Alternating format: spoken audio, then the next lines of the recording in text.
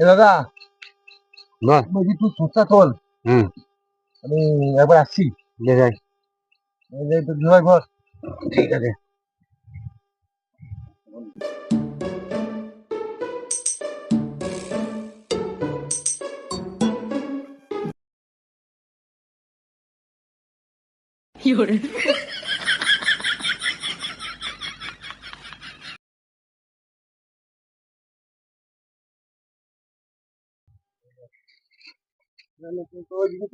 হ্যাঁ চল, চল চল চল চল, অনেক দেরি হয়ে গেল। হাত ধরতে হবে।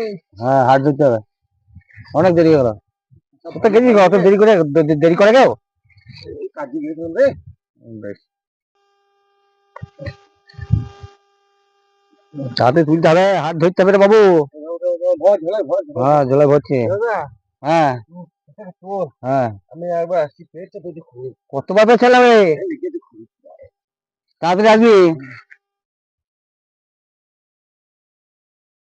लेकिन एक सेकंड।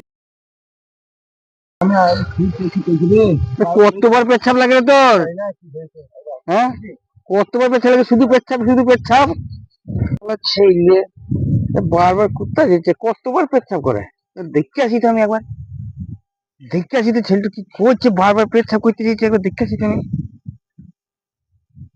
কোথায় যাচ্ছে ছেলে। হ্যাঁ দেখছে ছেলে তো বারবার, বুঝতেও পারছি না।